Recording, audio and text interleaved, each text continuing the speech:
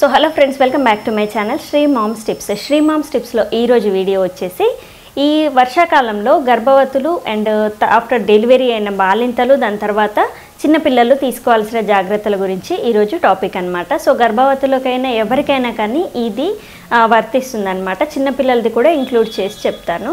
So ప్రెగ్నెన్సీలో ఉన్న వాళ్ళు అండ్ ఆఫ్టర్ డెలివరీ అయిన వాళ్ళు మాత్రం చాలా జాగ్రత్తగా ఉండాలి. సమ్మర్ కంటే కూడా ఇది చాలా ఇన్ఫెక్షన్స్ అనేవి ఎక్కువగా వచ్చే సీజన్ అనమాట. సో ఖచ్చితంగా చాలా నీట్గా ఉండాలి అండ్ సర్ది జలుబు రాకుండా చూసుకోవాలన్నమాట. ఆఫ్టర్ డెలివరీ కూడా కడుపంతా పచ్చిగా ఉంటుంది కాబట్టి సర్ది జలుబు వచ్చిందంటే ఇంకా ఇన్ఫెక్షన్ అనేది ఎక్కువ అవుతూ ఉంటుంది. కుట్లు కూడా కొంచెం చీమ్ పట్టే అవకాశం, లేదా సర్ది అయితే కొంచెం చీది దగ్గి ఆ కుట్లు బాగా నొప్పిలేస్తాయి అన్నమాట. సో ఇలా అవ్వకుండా ఉండాలి అని అంటే మాత్రం మీరు చాలా జాగ్రత్తగా ఉండాలి. సర్ది జలుబు అనేది రాకుండా చూసుకోవాలి. సో దానికి మనము కొంచెం వేడివేడిగా ఏది తీసుకున్నా కానీ ఫుడ్ ఐటమ్ వేడిగా తీసుకోవడానికి ట్రై చేయాలి. వేడివేడిగా తీసుకుంటే మనకి ఇన్ఫెక్షన్ అనేది చాలా తక్కువ పర్సంటేజ్ లోపలికి వెళ్ళకుండా ఉంటుంది అన్నమాట ఫుడ్ ద్వారా. సో బయట నుంచి చల్లగాలి ద్వారా కూడా మనకి సర్ది అయ్యే అవకాశం ఉంటుంది కాబట్టి కొంచెం ఏదైనా కానీ గరంగా ఉండేలాగా చూసుకోవాలి. రూమ్ టెంపరేచర్ అనేది కొంచెం హీట్గా ఉండేలాగా చూసుకోండి. స్వెటర్స్ యూస్ చేయండి అండ్ మఫ్లర్ అండ్ చెవులో కాటన్ యూస్ చేయాలి.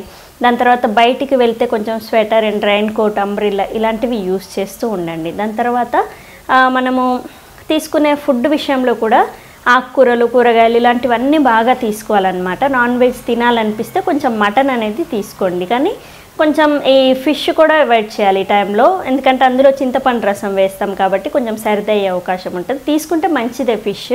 అది వండే ప్రాసెస్ అనేది మనము సర్ది అయ్యేలాగా చేస్తూ ఉంటాం.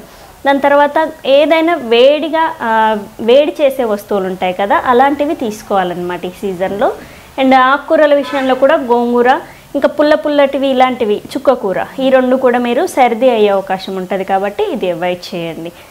దాని తర్వాత చల్లదనం అనేది ఇంట్లో ఎక్కువగా ఉంటుంది ఫ్లోర్ మీద కాబట్టి కొంచెం చెప్పులు అనేవి వేసుకొని లేదా సాక్సెస్ అనేవి యూస్ చేయండి. అండ్ వాష్రూమ్కి వెళ్ళినప్పుడు కూడా వేడి నీళ్ళతోనే మీరు వాష్రూమ్కి వెళ్ళడానికి ట్రై చేయండి. అండ్ డైలీ 1 టైం అయితే స్నానం అనేది ఖచ్చితంగా చేయాలి మీరు. సో ఖచ్చితంగా స్నానం అవాయిడ్ చేయొద్దు. సో ఒంట్లో కూడా మనకి లోపలనే స్మెల్ రావడం ఇలాంటిది అవుతూ ఉంటుంది. అండ్ బేబీకి ఫీడింగ్ ఇచ్చేటప్పుడు కూడా బ్రెస్ట్ మంచిగా క్లీన్ చేసుకొని ఇవ్వాలన్నమాట. సో కొంచెం హాట్ వాటర్తో కడుగుతూ ఉండాలి అప్పుడప్పుడు. సో దీనివల్ల బేబీకి ఇన్ఫెక్షన్ రాకుండా ఉంటుంది. సో ఈ సీజన్ మొత్తంలో గర్భవతులు అండ్ పిల్లలు కూడా, గర్భవతులు ఇంకా ఆఫ్టర్ డెలివరీ అయిన బాలింతలు కూడా ఈ జాగ్రత్తలన్నీ తీసుకోవాలి. బయటికి వెళ్తే మాత్రం కొంచెం మీరు బై కార్ వెళ్ళడం బెటర్ అన్నమాట. సో బయట రెయిన్ సీజన్ కాబట్టి ఏ టైంలో చల్లదనం అండ్ ఏ టైంలో వర్షం వస్తుందో తెలియదు కాబట్టి మీరు కార్లో వెళ్ళడానికి ట్రై చేయండి. మ్యాక్సిమం ఈవినింగ్ వెళ్ళడానికి ఎక్కువ ప్రియారిటీ అనేది ఇవ్వద్దు, ఎందుకంటే ఈవినింగ్ చల్ల గాలి అనేది ఎక్కువగా వస్తూ ఉంటుంది. అందుకే కొంచెం ఈవినింగ్ టైంలో కాకుండా డాక్టర్ దగ్గరికి వెళ్తే మార్నింగ్ అవర్స్లో వెళ్ళడానికి ట్రై చేయండి. దాని తర్వాత ఇంకా చిన్న పిల్లలకి ఏంటంటే ఎప్పుడు హీట్గా ఉంచడానికి ట్రై చేయాలి. రూమ్ కూడా కొంచెం హీట్గానే ఉండాలి. దాని తర్వాత వాళ్ళకు కూడా స్వెటర్, మఫ్లర్ ఇలాంటివి వాష్ చేసి అవి బాగా ఆరినాక అప్పుడు వేయండి. కొత్తవి తీసుకొచ్చి అలా వేయొద్దు, ఇన్ఫెక్షన్స్ వస్తుంది బాడీ మొత్తం. సో ఇలా. అండ్ పిల్లలకి పాలు ఇచ్చేటప్పుడు ప్రతిసారి మీరు నిప్పులు అనేది వాష్ చేసే ఇవ్వాలి, ఎందుకంటే స్మెల్ అనేది బాగా వస్తూ ఉంటుంది. దాని తర్వాత పాల డబ్బా ఏమైనా పడుతుంటే మాత్రం దాన్ని మంచిగా వేడి నీళ్ళతో కడిగి ఇవ్వడానికి ట్రై చేయండి. అండ్ పాలు ఇచ్చిన వెంటనే కూడా మూతి అనేది తుడుస్తూ ఉండాలి. దాని తర్వాత చల్లటి నీళ్ళతో కాకుండా పిల్లలకి ఎక్కువగా వేడి నీళ్ళతోనే బాడీ తుడిచినా ఏం చేసినా కానీ వేడి నీళ్ళే వాడాలి. వాటర్ తాపడం ఇలాంటివి అయితే అవాయిడ్ చేయాలి, ఎందుకంటే 6 months వరకు పిల్లలకి మంచినీరు అనేది ఇవ్వద్దు. సో పాలతోనే ఎప్పుడు ఎవ్రీ 2 hours ఒకసారి ఫీడింగ్ అనేది వాళ్ళకి ఖచ్చితంగా ఉండాలి. అండ్ మసాజ్ అనేది మీరు ఈ సీజన్లో వేడి చేసేది ఇవ్వాలి కాబట్టి మీరు అన్ని ఆయిల్స్ అవాయిడ్ చేసి నువ్వుల నూనె యూస్ చేయండి. దీనివల్ల సర్ది అనేది రాకుండా ఉంటుంది, ఒకవేళ వస్తే కూడా తగ్గుతుంది. దాని తర్వాత చిన్నగా విక్స్ ఇలాంటివి కూడా మీరు యూస్ చేసుకోవచ్చు పిల్లలకి. సో 3 months తర్వాత వాళ్ళందరికీ కూడా కొంచెం సర్ది ఎక్కువగా ఉంటే తొందరగా డాక్టర్ దగ్గరికి చూపించండి. కానీ హోమ్ మేడ్ టిప్స్ నేను చాలా షేర్ చేశాను, ఇవన్నీ కూడా మీరు ఖచ్చితంగా యూజ్ చేసుకోవచ్చు పిల్లలకి 3rd month తర్వాత నుంచి. 3 months లోపు పిల్లలకి మాత్రం ఏ ప్రాబ్లం వచ్చినా హాస్పిటల్కి వెళ్ళడం బెటర్. సో బయటికి వెళ్ళేటప్పుడు కూడా పిల్లల్ని చాలా జాగ్రత్తగా తీసుకెళ్ళండి.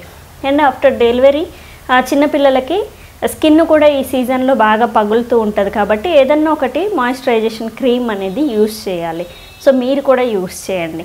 సో ఈ జాగ్రత్తలన్నీ కూడా పిల్లలకు ఖచ్చితంగా మీరు తీసుకోవాలి. ఎందుకంటే ఈ సీజన్లో ఇన్ఫెక్షన్స్ ఎక్కువగా వస్తూ ఉంటాయి కాబట్టి ఖచ్చితంగా వాళ్ళని సర్ది జ్వరము ఇలాంటివి రాకుండా చూసుకునేది మీ బాధ్యత. కాబట్టి ఈ టిప్స్ అన్నీ కూడా మీరు ట్రై చేయండి. సో చూసారు కదా ఈరోజు వీడియోలో, ఆల్రెడీ నేను వీడియో అనేది షేర్ చేశాను. అందులో చాలా టిప్స్ చెప్పాను, అది కూడా నేను ఎండ్ కార్డ్లో పెడతాను. సో ఇది కొన్ని ట్రిక్స్ అనేవి ఈరోజు ఈ వీడియోలో షేర్ చేస్తున్నాను. సో చూసారు కదా ఈరోజు video, and thank you. Please subscribe my channel Sri moms tips. Thank you.